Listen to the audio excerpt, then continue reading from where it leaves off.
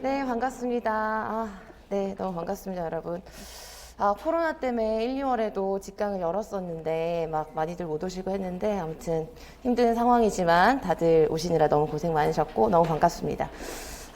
이번 강의는 여러분들이 이제 알고 오셨겠지만 기출문제를 보는 강의입니다.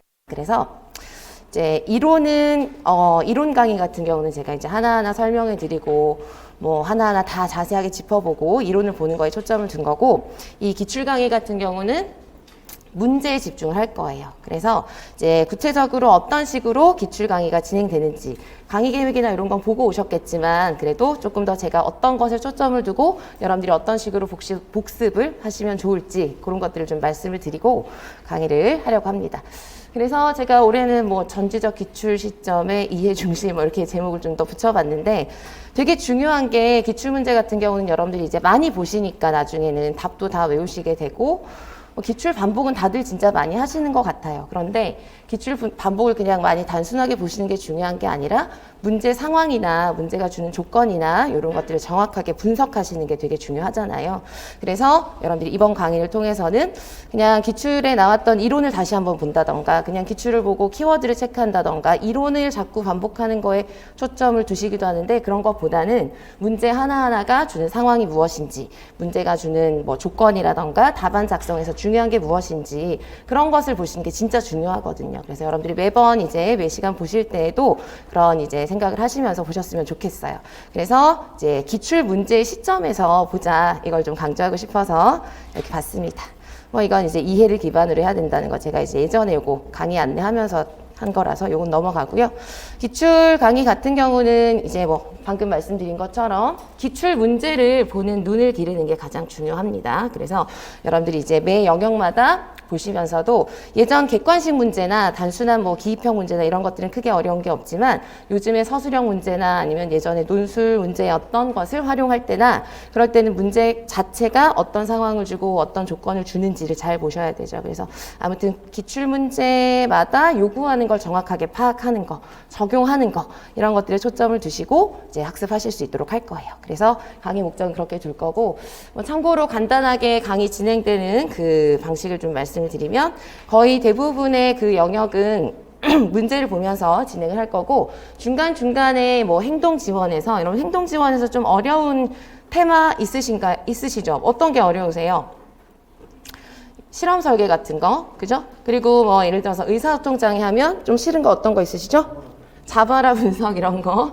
그다음에 청각 장애 같은 경우는 수능 청력 검사 청력도 분석하는 거 이런 거 있잖아요. 그래서 영역별로 다들 조금 어려워 하시는 거, 그런 것들을 테마로 잡아서 그런 것들은 중간중간에 이제 테마를 중심으로 해서 심화 이론이라기보다는 이제 그 부분들을 조금 더 기출 문제를 벗어나서 조금 더 이제 떠나서 그 주제 자체로 이제 자료 드릴 거고요. 그렇게 이제 좀 심화 이론을 정리하는 시간을 가질 겁니다. 그래서 그 얘가 행동 지원, 그리고 학습 장애도 전략이 너무 많잖아요. 그래서 그 여러 가지 영역별로 전략 정리하는 거 한번 할 거고, 시각장애 같은 경우는 크게 뭐 어려움이 없으실 수도 있는데 보행이나 이런 것들 조금 한번 더 다룰 수 있을 것 같아요.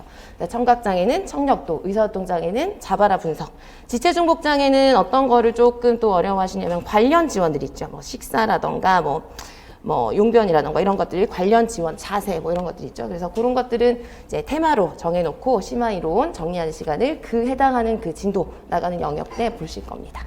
그래서 그런 것들은 자료로 추가로 드릴 거고요. 기본적으로 요 교재를 통해서 이제 보실 거예요. 그리고 이제 뭐 필요하시면 이제 상담이 필요하시면 중간중간에 저한테 얘기해 주시면 언제든지 상담하실 수 있습니다. 그래서 이제 기본적으로는 이렇게 진행하는 거고, 매주 토요일 날 12주 과정으로 진행을 하게 되고요. 이렇게 순서에 따라서 쭉 보시게 될 거예요. 뭐 이건 아시고 오신 거니까 그냥 넘어가겠습니다. 그래서 제가 이제 좀 말씀을 드리고자 하는 것은 무엇이냐면, 기출 문제를 이제 보실 때 처음에도 이제 말씀을 드렸지만 기출 문제를 보면서 우리가 할 수 있는 건 되게 여러 가지가 있어요. 아주 여러 가지의 방법들이 있습니다. 그래서 여러분들이 이제 생각을 좀 하실 필요가 있을 것 같아요. 여러분들이 이 강의를 통해서 나는 기출 문제를 어느 정도 선까지 공부를 할 것이고, 복습을 또 하실 거 아니에요. 복습할 때는 어떤 거에 초점을 두고 복습을 할 건지, 그리고 지금 만약에 처음 보신다면 지금 처음 보는 한 3개월 동안은 기출 문제를 어떻게 보고 그 다음 반복할 땐 어떻게 보고, 그리고 또 하반기가 됐을 땐 기출문제를 어떻게 볼 건지, 그런 큰 방법들을, 흐름들을 좀 생각을 해보시고 그에 따라서 계획을 하시는 게 되게 효과적일 수가 있거든요. 그래서 지금 기출문제는 예를 들면 이렇게 여러 가지 방법으로 우리가 접근을 할 수가 있어요. 그래서 제일 먼저 첫 번째, 이게 가장 기본적인 방법이겠죠? 문제를 제일 먼저 이해하고 그 문제에 적용될 관련 이론들을 체크하고, 그리고 답을 찾아야 될 것이고요. 그 다음에 답을 그냥 눈으로 보고 아 이렇게 쓰면 되겠다라고 한다고 해서 다 잘 쓰게 되는 것이 아니거든요. 그래서 완성된 답안을 쓰는 것까지 꼭 해보셔야 돼요. 그래서 이게 가장 기본적인 방법인데, 이런 과정에서 이제 자칫 이제 잘못하면 그냥 답만 찾는 것에 너무 초점을 둔다거나, 아니면 아 이 문제가 뭐 예를 들어서 교수적 수정 문제구나, 그러면 교수적 수정이 나왔으니까 교수적 수정 이론을 한번 점검해야 되겠다, 뭐 이런 식으로 이론에만 너무 초점을 두게 된다거나 하시기도 한 것 같거든요. 그래서 이 강의에서는 이제 1번에 초점을 두고 보실 거예요. 그래서 문제에 초점을 둡니다. 문제에. 그래서 이론을 우리가 중간중간에 이제 짚어보고 마인드맵 보면서 훑어보는 과정이 다 있는데 아주 간략하게 할 것이고요. 문제 하나하나를 보면서도 이제 관련된 이론이 나올 때도 한 번씩 떠올려보고 인출해보고 점검해보는 이제 정도로 이제 보는 것이지, 이론 자체를 자세하게 계속 설명해 드리거나 하진 않습니다. 문제에 초점을 둘 거예요. 아시겠죠? 그래서 강의는 그렇게 이루어지고, 그리고 강의 그 문제마다 답안 작성이 되게 중요하거나 답안 작성이 어려운 문제들이 좀 있어요. 그죠? 서답형 같은 경우는 그런 문제들은 제가 이제 답안을 어떤 식으로 쓰셔야 된다라는 걸 계속 이제 말씀을 드리게 될 거예요.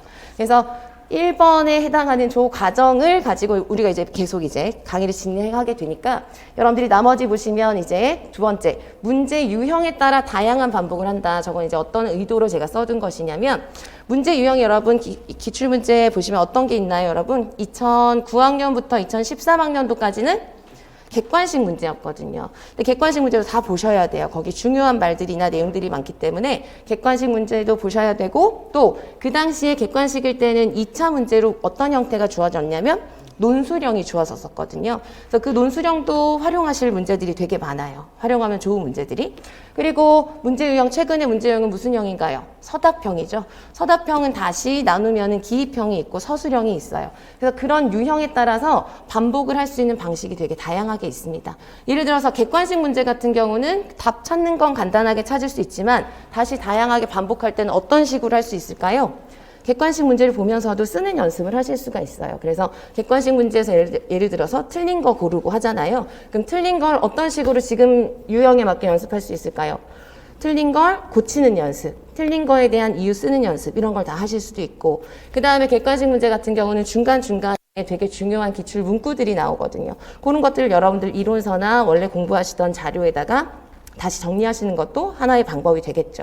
그래서 객관식은 그렇게 반복하실 수가 있고, 그 다음 논술형이 있다고 말씀을 드렸잖아요. 오늘도 이제 추가 자료를 나눠드렸는데, 논술형 같은 경우는 여러분들이 지금 논술을 써보실 필요는 없습니다. 그죠?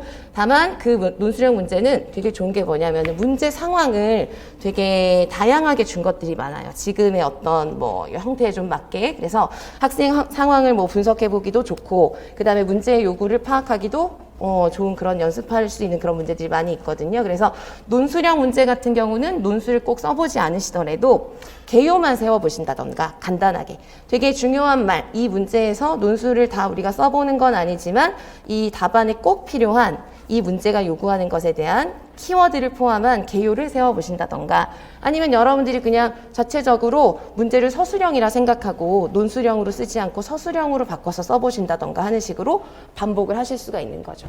그리고 서답형 같은 경우도 마찬가지예요. 서답형 같은 경우도 문제가 쓰라고 하는 건 예를 들어서 틀린 걸 골라서 예를 들어서 뭐 고쳐라 이런 식으로 문제가 나왔다면 그걸 반복하실 때는 이유를 써보는 방식으로 반복을 하실 수도 있고, 아무튼 다양하게 반복을 하실 수가 있어요. 그래서 여러분들이 앞으로 기출문제는 너무 중요하기 때문에 시험 치기 직전까지 계속 보셔야 되는 건 맞는데, 똑같은 방식으로 그냥 계속 그냥 눈으로만 본다고 공부가 되는 게 아니고, 그건 물론 눈에는 있고 뭔가를 다 아는 것 같지만 사실 효과적으로 다양한 방법으로 이제 공부를 하시는 거랑은 되게 질적으로 차이가 있는 것 같아요. 그래서 여러분들이 이 반복할 수 있는 여러 가지 방법을 이제 생각해 두시고, 나는 복습을 할 때 어떤 걸 할 것인가, 그리고 지금 기출 문제를 이제 보러 오셨으니까 3월부터 종강할 때까지 계속 기출을 중심으로 공부하실 거잖아요. 그 기간 동안 어떤 식으로 반복하고 어떻게 복습하고 어떻게 예습할 건지 그런 걸 좀 체계적으로 체크해 보셨으면 좋겠어요. 그래서 문제 유형에 따라 하는 것도 굉장히 효과적이고 좋은 방법이고, 그 다음 두 번째는 키워드를 학습한다. 요건 이제 기출 문제를 보면서 기출에 나왔던 이론을 점검을 하는 거죠. 그래서 기출 문제에서 예를 들어서 뭐 긍정적 행동 지원이 나왔다면 긍정적 행동 지원이랑 관련된 뭐 주요 요소, 그 다음에 절차 이런 걸 한번 쭉 인출해 보고 키워드를 학습해 보는 그런 것도 여러분들 스터디 하시면서도 많이 하시고 하시죠. 그래서 그거도 하나의 방법이 됩니다. 그런데 세 번째 방법 같은 경우는 기출 문제 자체를 학습하는 게 아니라 기출에 나온 이론을 그냥 점검하는 것이기 때문에 사실 문제 자체에 대해서 내가 막 적용력을 기른다거나 그런 거랑은 조금 이제 거리가 있는 것 같아요. 다만 문제가 제시하고 있고 관련되는 그런 이론을 점검하는 건 너무 중요하죠. 그걸 중심으로 또 나올 거니까. 그래서 세 번째 기출에 대한 키워드를 학습한다. 이론의 키워드를 학습하는 건 좀 간단하게 이론을 복습한다는 차원에서 하시는 게 좋을 것 같아요. 그 다음에 기출 변형 문제를 또 풀어보실 수도 있고, 기출 변형 문제는 뭐 제가 강의 때도 하긴 하지만 여러분들이 또 한 번씩 스스로 해보시는 것도 괜찮습니다. 이 문제가 다시 나온다면 똑같이 나오지 않고 조금 더 다르게 나온다면 어떻게 나올 수 있을까? 그런 걸 생각해 보시다 보면 출제자가 왜 이렇게 냈을까라는 게 조금 파악이 될 때도 있고 하거든요. 그래서 뭐 모든 문제를 다 바꿔서 만들어 보실 수는 없겠지만 조금 뭐 최근의 문제라던가 중간중간에 좀 문제 상황이 잘 만들어진 그런 것들은 스터디 하시면서 변형 문제 같은 거 한 번씩 구상해 보시는 것도 도움이 되실 거예요. 그 다음에 이거는 이제 키워드 인출하는 거 다시 한번 이제 인출에 초점을 두고 제가 써놓은 방법이고요. 그 다음에 여섯 번째는 지금은 우리가 영역별로 보잖아요. 그죠? 영역별로 보는데 나중에 또 반복을 하실 때 연도별로 보시는 것도 도움이 되실 수가 있어요. 근데 이거도 언젠가부터는 이제 꼭 다들 연도별로 보니까 나도 꼭 봐야 된다 막 이렇게 또 생각하시기도 하는데 그렇지 않습니다. 이 모든 방법은 여러분 다 똑같이 해야 되는 게 아니라 다들 개개인의 어떤 상황이나 개개인의 어떤 학습된 상태나 수준이나 이런 거에 따라서 다 스스로 판단을 하셔야 돼요. 그래서 연도별을 뭐 예를 들어서 시험 직전에 한번 돌려볼 수도 있지만 예를 들어서 영역별로 5월 말에 끝내고 바로 7월부터 연도별로 또 해볼 수도 있는 거고, 이건 개개인의 상황이나 공부 상태에 따라 다른 거예요. 그래서 이렇게 다양한 방법이 있다는 거 알아두시고 우리는 1번에 초점을 두고 보실 거라는 거. 그 다음에 나머지 방법들을 생각해 보시면서 앞으로 이제 계획을 하시면서 어떤 식으로 공부를 하고 어떤 식으로 복습을 할지 그리고 어떤 식으로 예습을 할지 이런 식으로 좀 잘 생각을 해보셨으면 좋겠어요. 뭐 매년 합격하시는 분들 얘기를 듣고 하는데 작년에도 좀 효과적으로 하셨던 분은 토요일 날 우리가 강의를 하잖아요. 그래서 기출을 토요일 날 와서 이제 보는 건 거의 최종적으로 다시 한번 훑어보는 방식으로 이제 강의를 활용하시고, 월요일부터 예를 들어서 우리가 다음 주에 평가랑 공학을 하거든요. 예를 들면 이제 다음 주 월요일, 화요일은 평가 공학 문제를 스스로 풀어보시고, 그 다음에 그 내용을 가지고 또 스터디를 구하셨더라고요. 그래서 뭐 수요일은 그 내용을 다 같이 이제 스터디하면서 점검해보고, 그 다음에 또 목요일은 뭐 답을 써보고 뭐 이런 식으로 해서 이 진도에 맞춰서 그 일주일을 조금씩 시간 분배를 하셔가지고 평가랑 공학에 대해서 그 해당하는 진도에 대해서 일주일 동안 한 3-4번 반복이 되게 그렇게 계획을 하셨더라고요.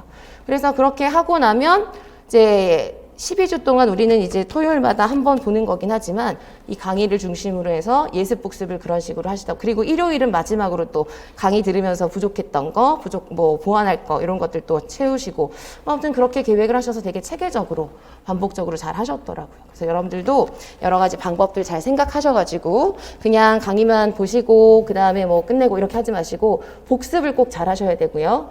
잘 활용하셔야 그만큼 이제 좋은 결과로 이제 남을 수가 있으니까 그런 점들을 좀 보셨으면 좋겠어요. 그래서 우리가 이제 어떤 식으로 볼지, 어디에 초점을 둘지를 조금 말씀을 드렸습니다.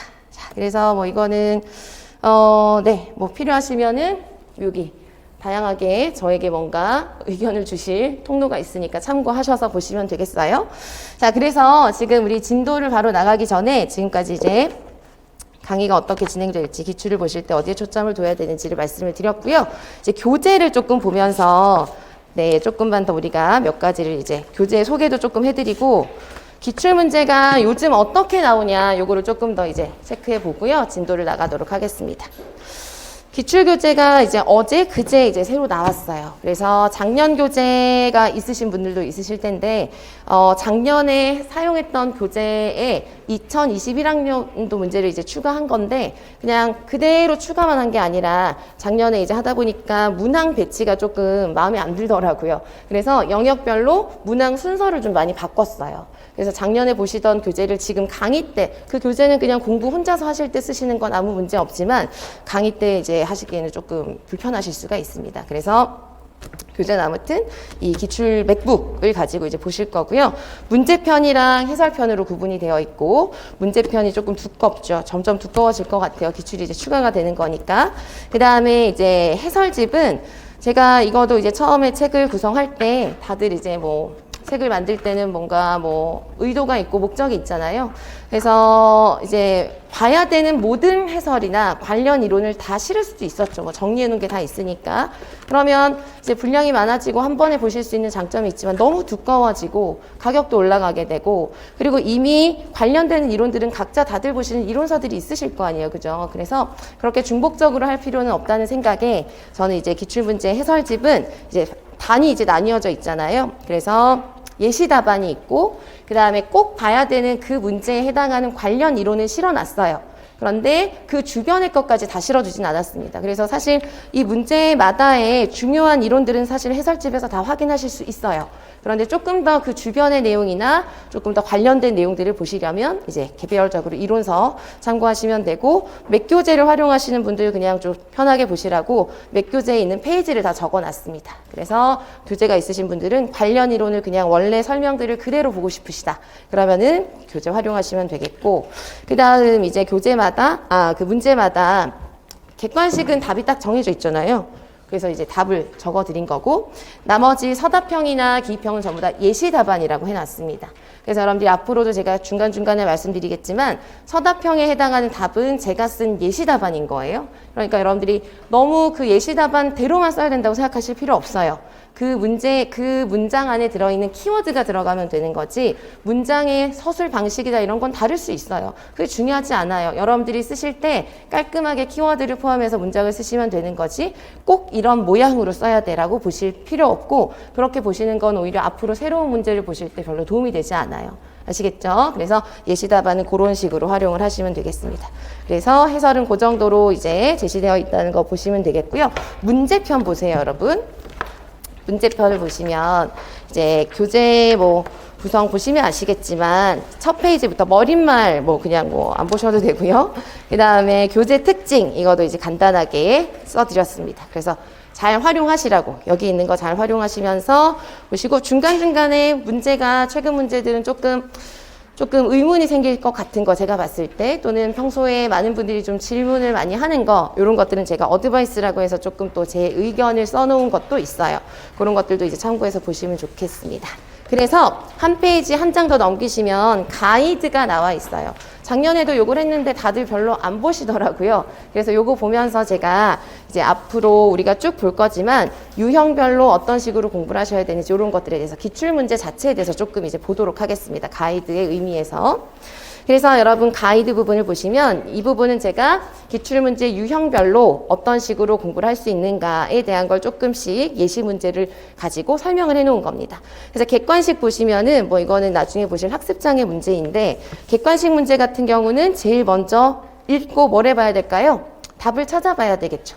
답을 찾아서 뭐가 맞고 뭐가 틀리고 이런 걸 판단하실 수 있어야 되는 거고, 그리고 나서 해야 되는 건 이 문제에 적용된 이론이 무엇인가, 이 문제가 뭘 가지고 문제를 만든 건가, 이런 걸 이제 체크를 하셔야 되겠습니다. 그래서 이 문제 같은 경우는 이제 쓰기에 대한 어떤 오류를 발견하는 거, 그 다음에 글쓰기 과정에 대한 그런 전략, 이런 것들을 가지고 이제 문제를 낸 거죠. 그래서 아까도 말씀드렸지만 지금 보기에 보시면은 틀린 게 있고 맞는 게 있습니다. 그죠?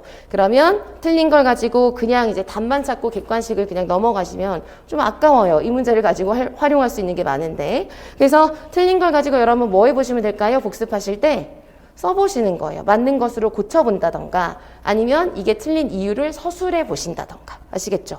그런 걸 하시다 보면 너무 지치실 수도 있고요. 되게 오래 걸리거든요. 그래도 꼭 해보세요. 그런 걸 하나하나 해보시는 게 중요하고요.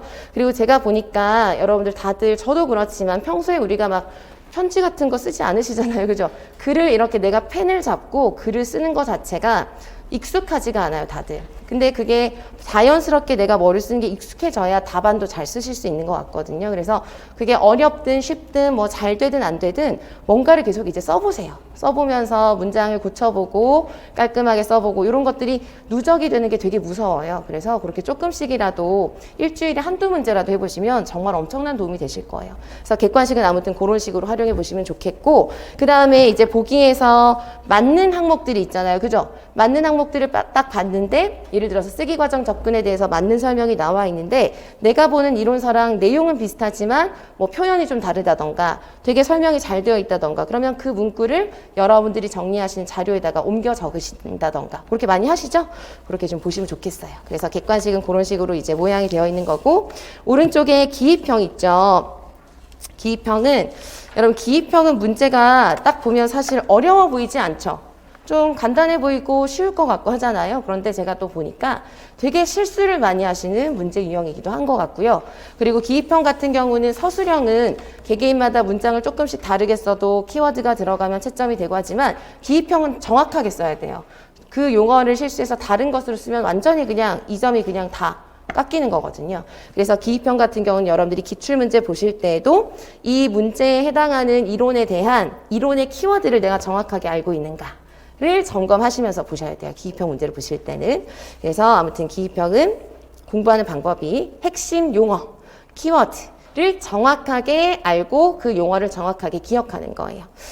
아무튼 그런 게 이제 중요하다는 거 체크해 보시면 좋겠고, 넘겨보세요. 넘겨보시면 이제 서술형 문항입니다. 혹시 이제 필요하시면 나중에 좀 읽어보시고 하십시오. 옆에다가 전략 제가 정리해 놓은 거. 서술형 같은 경우는 여러분 이제 뭐 아무래도 뭐 유초도 이제 서술형 문항이 있지만 중등이 아예 서술형 문항의 조건을 구체적으로 주고 하잖아요. 그래서 그걸 좀 보시는 게 좋을 것 같아서 봤습니다. 서술형은 이제 서술형에 대해서 이제 우리가 공부를 할 때도 제가 가장 많은 설명을 해드리고 할 것 같아요. 문제가 워낙 볼 게 많고 하다 보니까. 서술형 같은 경우는 단순하게 이 문제가 자폐가 나왔구나, PRT가 나왔구나, PRT는 이런 게 있지 라고 보고 넘어가시면 안 돼요. 서술형은 특히나. 서술형은 똑같이 PRT 문제가 나와도 문제가 쓰라고 하는 게 되게 다양하고 분명히 문제가 요구하는 게 있거든요. 그래서 그걸 정확하게 파악하셔야 돼요. 많은 분들이 이제 PRT, 예를 들어서 이론은 굉장히 반복을 많이 하니까 머릿속에 이론이 다 있어요. 그래서 나는 시험을 보고 나서 이렇게 썼다, 잘 썼다라고 생각을 하고 나오시는데 점수가 나오지 않는 거죠. 그런 많은 분들의 이제 특징을 보면은 이제 이론은 다 알고 있지만 이 문제가 무엇을 쓰라고 하는지를 놓치시는 거예요. 그런 경우가 생각보다 되게 많더라고요. 그래서 특히 그런 게 이제 서술형에서 그런 일들이 많이 일어나거든요. 그래서 문제를 보실 때는 제가 그래서 일부러 밑줄을 해놨지만 예를 들어서 첫 번째 예시 문제를 보시면 문제가 뭔지 구체적으로 지금 보실 필요는 없고, 첫 번째 문제를 보시면 소문항 1번에 뭐라고 되어 있나요? 가에 제시된 민화의 특성을 고려할 때 이렇게 되어 있죠. 그러면 당연히 이 답을 쓸 때는 무슨 특성을 고려해야 될까요? 학생 특성을 고려하고 필요하다면 답안에 학생 특성을 써주셔야 돼요. 그래서 얘는 이런 특성이니까 이렇게 해야 돼 라고 답안을 쓰실 때 문제에 맞게 쓰셔야 되는 거예요. 그러니까 서답형 문제는 이런 식으로 보시는 게 되게 중요하고, 그렇게 하면서 여러분들이 계속 생각을 하셔야 돼요. 내가 이런 걸 쓸 때 뭘 잘 못하고 뭘 잘하는지, 나는 무엇을 보완해야 되는지 이런 것들을 계속 생각하시고 정리하시고 연습하셔야 돼요. 아시겠죠? 그 다음에 또 아래 보세요. 현우의 특성을 고려할 때. 그죠? 그 다음에 3번도 보세요. 디귿을 착용시킨 이유를 써라. 제가 문제는 일부러 이제 생략했어요. 그게 중요하지 않으니까 여기에서. 착용시킨 이유를 쓰라고 했는데 뭔가를 착용하는 이유. 이게 아마 뭘까요? 뭐 보청기라던가 무엇이라던가 착용시킨 이유는 이론적으로 뭔가 있겠죠. 근데 이런 문제도 이론서에 나와 있는 걸 그대로 쓰는 문제가 아니에요. 여기도 나와 있지만 착용시킨 이유를 뭐랑 관련지어서 쓰라고 했나요? 은지의 특성에 비추어서 쓰라고 했기 때문에 은지가 왜 이걸 착용해야 되는지를 쓰는 문제지, 이론서에 나와 있는 착용 이유 중에서 뭔가를 그대로 쓴다 이런 식의 문제가 아닌 거죠. 그래서 여러분들이 문제를 보실 때 어떻게 봐야 되는지, 답을 쓸 때 뭘 고려해야 되는지를 서술형 문제를 보시면서 연습을 많이 하셔야 됩니다. 그런 걸 항상 놓치지 않으시도록 하시고, 그 다음에 그 아래 예시문항 같은 경우도 중등 이제 서술형 문제가 되겠죠. 작성 방법을 보시면 이 중등 문제에선 또 많이 나오는 게 어떤 이론을 주고 비교해서 써라. 이런 것들이 또 종종 나오기도 합니다. 여러분들은 모든 내용을 다 비교해서 이론 정리를 하진 않거든요. 예를 들어서 뭐 빈도기록법이랑 뭐 어떤 기록법이랑 비교해서 이럴 것이다. 일일이 다 비교해서 공부하진 않거든요. 그래도 내가 기본적으로 이론을 이해하고 있으면 문제가 무언가를 요구했을 때 그 각각의 이론의 핵심을 생각하셔서 비교해서 쓰실 수 있어야 되는 거죠. 그런 게 이제 적용력이 되는 것 같아요.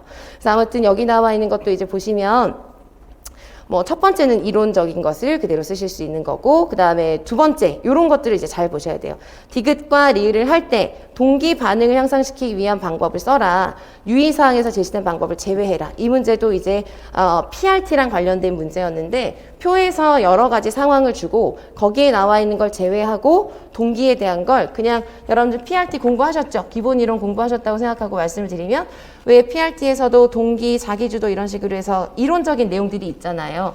이 문제는 이론적인 내용을 그대로 쓰라는 게 아니라 문제 상황을 줬었거든요. 어떤 내용에 대해서 수업을 하는지. 그래서 그 수업 내용에 맞게 동기를 향상시키는 방법을 이제 쓰시는 그런 문제였죠. 그래서 아무튼 적용력이 되게 중요하다는 것을 이런 문제의 유형들을 보시면서 체크를 해주셨으면 좋겠습니다. 그래서 제가 옆에도 써두었지만 지금 말씀드린 그런 것들을 문제를 보시면서 이제 다 체크를 하실 거고, 이제 답안을 써보실 때는 그냥 이 단어가 들어가면 되겠다가 아니라 꼭 문장으로 써보셔야 돼요. 서술형 문제는. 오른쪽에도 제가 이제 간단하게 정리해놨지만 이 답안에, 그러니까 그냥 이론서에 있는 문장을 그대로 옮겨 적는 게 아니에요. 서술형 문제는 대부분이. 물론 정의를 쓰라고 한다거나 개념을 쓰라고 한다거나 그런 것들은 그대로 쓰면 되죠. 그러나 여기에 나와 있는 이런 문제처럼 학생 특성을 주고 수업 상황을 주고 문제 상황을 주고 했을 때는 그 문제가 요구하는 것에 맞게 문장을 써야 되고요. 그런 문장을 여러분들이 꼭 옆에도 나와 있지만 완성된 문장으로 써보세요. 써보시면 막 화도 나고 너무 힘들고 하실 텐데, 그러면서 내가 무엇을 고쳐야 되고 무엇을 보완해야 되는지를 꼭 발견해 가시면서 공부하셔야 됩니다. 아시겠죠? 네, 아무튼 여러분들이 그런 게 너무 중요해서 제가 계속 이제 반복적으로 얘기를 해드리고 있어요. 아무튼 서술형 그렇게 보시고, 오른쪽 논술형 같은 경우는 이렇게 문제를 줬었습니다. 이 논술형 같은 경우는 중등이 이제 최근에 서답형일 때에도 재작년까지는 전공 논술형 문제가 있었거든요. 그래서 그 문제도 마찬가지로 되게 문제 상황을 활용하기 좋습니다. 그래서 우리가 수업 시간에도 다 다루게 될 거고요. 논술형 문제 같은 경우는 글을 써보진 않으시더라도 지금 작성 방법에 보시면은 오늘 이 문제를 하게 될 텐데 이따가 이렇게 요구사항들을 주잖아요. 그래서 논술 문제는 지금 서론 결론을 굳이 써보실 필요는 없어요. 그래서 그거는 제외하시더라도 본론에 보면 이런 사례를 적용해서 이렇게 해라 되어 있죠. 여기에서 이제 이 논술형을 글로 다 긴 글은 아니더라도 간단하게 문장 하나하나로 써보신다던가 아니면 가장 중요한 키워드만 포함해서 구체적인 계획을 세워보신다던가 이런 식으로 해서 문제를 꼭 활용하셨으면 좋겠습니다. 되셨죠? 그래서 이제 앞으로 보시면서 계속 어차피 보실 문제 유형들이니까 한번 정리를 해드리고 싶어서 말씀을 드렸어요. 그 다음 넘겨보시면 교재에 최근에 그러면 뭐가 중요한가 출제 경향을 한번 보자. 그래서 출제 경향을 보시면 여러분 막 2003년, 2002년 이런 기출문제 본 적 없으시죠? 그때 문제를 보시면은 정말 저는 참고로 이제 예전에 봤었는데 지금 아마 보시면 와 정말 나 100점 맞을 것 같아. 그때 상황엔 또 나름 어려웠겠지만 그런 생각을 하실 수 있어요. 되게 간단하고 그냥 거의 그냥 문제 상황도 거의 복잡하게 주는 거 없고 막 그런 문제들이 많았거든요. 그러다가 이제 객관식 문제가 있었고 서답형 문제로 넘어왔는데 서답형 문제에서도 처음에 2013년부터 이렇게 있잖아요. 그때부터 이렇게 지금까지 2021년까지를 그냥 연도별로 쭉 보면 되게 변한 어떤 경향들이 좀 있어요. 어떤 식으로 많이 변화해 왔을까요? 문제가. 문제 상황을 주는 그 크기 자체가, 문제 크기 자체가 점점 어떻게 될까요? 되게 커진 문제들이 많아요. 그만큼 문제 상황 안에서 학생 특성도 다양하게 주고 수업 상황도 아예 막 다양하게 주고 그런 상황에 내가 적용을 해야 되는 문제가 훨씬 많아지고 있어요. 아시겠죠? 그래서 단순하게 이론을 암기해서 단편적으로 외워서 쓸 수 있는 문제는 점점 줄어들고 그건 당연한 그냥 흐름인 것 같아요. 단순 암기가 중요한 게 아니라 우리가 이해하고 적용하고 그거에 맞게 답을 쓰는 게 중요한 거잖아요. 그래서 최신 경향을 보시면 이해를 잘 하셔야 된다는 겁니다. 이해를. 그리고 이해는 또 하나 이제 말씀을 꼭 드리고 싶은 건 기출문제를 그냥 아무런 베이스 없이 보고 이해할 수 있어 이렇게 생각할 수 없잖아요. 기출문제를 잘 보려면 무엇부터 잘 이해하고 있어야 될까요? 당연히 이론을, 기본적인 이론을 잘 이해하고 계셔야 돼요. 그리고 이제 그래서 지금 이제 저도 이제 어제 종강을 했거든요. 기본 이론반을 어제 종강했는데 이제 지금부터 벌써 그러실 수도 있어요. 지금 우리가 이론 공부를 했는데 당장 막 생각이 많이 나지 않으니까 빨리 외우고 싶다, 빨리 외워야 되겠다 이런 생각을 하실 수 있어요. 그러나 그게 중요한 게 아니에요. 지금은 하나도 이해되지 않고 외운 거는 나중에 적용을 할 수가 없게 되거든요. 그래서 지금 여러분들이 기출 강의 보시면서도 계속 이론을 결국 접하게 되잖아요. 문제마다 볼 때 문제마다 나오는 이론을 내가 기억해내지 못한다고 불안해하실 필요는 전혀 없어요. 지금은 정말 이거 믿으셔도 돼요. 다들 이제 불안해하시고 하는데 상반기에 우리가 기출문제 보면서 기출문제 봤는데 나 분명히 이거 봤는데 생각이 안 나. 아무 문제 없어요. 그건 나중에 보시게 될 거예요. 더 중요한 건 뭐냐면 예를 들어서 문제를 봤을 때 이 문제에는 이 이론을 적용해야 되겠다라는 판단이 되는지 안 되는지를 보셔야 돼요. 내가 판단을 맞게 했는지 잘못된 방향으로 판단을 했는지 그걸 보셔야지 지금 뭔가 생각이 안 나. 단어가 생각이 안 나. 이거는 중요하지 않아요. 괜찮아요. 그건 나중에 반복하시다 보면 다 외워지게 되실 거고 7월이나 8월 이후에 본격적으로 암기하시면 다 되거든요. 그러니까 그 전에는 여러분들이 문제 보실 때에도 내가 이 문제를 파악을 잘하고 있는지 그 파악을 정확하게 하려면 이론을 이해하고 있어야 되거든요. 내가 이론을 그냥 외우려고 한 것이라던가 그냥 단편적으로 인출만 하려고 한 건 아닌지 그걸 계속 점검하시고 지금 기출문제를 보시면서도 복습하실 때는 내가 좀 이해가 부족했던 이런 걸 점검해 보시는 것도 아주 중요합니다. 아시겠죠? 그래야 적용력이 생겨요. 적용력이. 그래서 첫 번째는 아무튼 이해를 기반으로 해서 적용력이 필요한 문제들이 많이 이제 조금씩 더 증가되고 있다는 거고요. 두 번째는 이것도 오늘 이미 여러 번 말씀을 드렸지만 문제 상황이나 요건을 정확하게 반영해서 답안을 잘 쓰셔야 된다는 겁니다. 답안을. 결국은 여러분들이 채점을 받아야 되잖아요. 다른 사람이 읽고. 그러니까 내가 마음속으로 아는 걸 난 아는데 아무 의미가 없는 거예요. 다른 사람이 쉽게 잘 알아볼 수 있게 깔끔하게 답안을 쓰는 능력이 굉장히 이제 더 강조가 되는 거고요.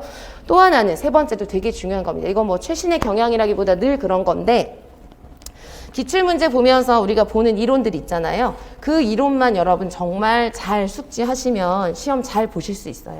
막 새로운 이론 아니면은 뭐 더 어려운 거 이런 거 막 다들 막 열심히 하는 거 보면은 막 되게 대단해 보이고 하잖아요. 근데 사실 그건 그렇게 중요하지 않고요. 새로운 이론이라던가 지역적인 부분에서 꼭 한두 문제가 나와요.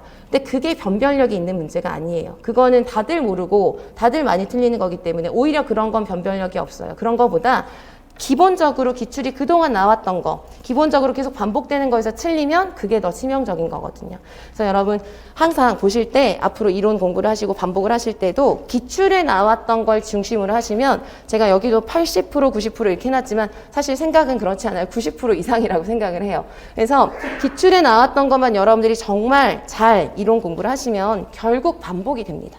여러분 기출문제 보시면서 확인을 하시게 될 거예요. 그래서 기출은 한 10년치를 다 보시면 그 안에서 계속 반복이 된다는 걸 확인하실 수 있고 앞으로도 그럴 거예요. 그래서 기출은 돌고 돌고 반복된다라는 걸 항상 생각을 하시고요.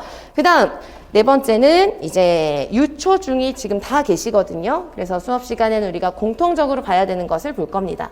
그런데 유초중이 조금 이제 사실 특수교육학은 다 공통으로 보시는 건데 약간 공부하셔야 되는 부분들이 조금 다른 부분들이 있죠. 그래서 여러분들이 그거도 이제 참고하셔서 잘 봐두셨으면 좋겠어요. 그래서 간단하게 이제 구분해 드렸고, 유초중이 조금 이제 점점 올수록 이제 유아에서 강조하는 거, 반복되는 거, 초등에서는 또 교육과정이 또 자꾸만 이제 중요하고요. 그런 경향이 조금 있어요. 그래서 그런 것들도 이제 각자의 전공에 맞게 생각을 해보시면 좋겠고, 마지막으로 어떤 문제, 언제 나오는 어떤 문제든 기본이 가장 중요하다는 거. 뭐 심화 뭐 이런 얘기들도 많이 하시고 하는데 정말 기본이 중요합니다. 기본이 그리고 기본이라고 해서 그게 간단한 게 아니잖아요. 그래서 가장 중요한 건 기본 이론이라는 거 항상 이제 보셨으면 좋겠어요. 그래서 그런 것을 항상 생각하시면서 여러분들도 공부하셨으면 좋겠고, 뒷부분은 그냥 여러분 체크해서 보시면 되겠는데, 최근에 작년에 이제 3년치를 분석해봤고 올해 2021학년도까지 추가해서 제가 한번 문제를 세봤어요. 문제마다 배점을 해서 다 이렇게 카운팅을 해가지고 점수 배점이 어떤 식으로 되는지 제가 봤을 때 암기만 중요하다. 단순 암기가 중요하다. 적용력이 필요하다. 이런 문제를 다 체크를 해서 통계를 내봤어요. 그랬더니 압도적으로 뭐가 많이 필요한가요, 여러분? 단순 암기보다 적용력이 필요한 문제가 거의 대부분인 거죠.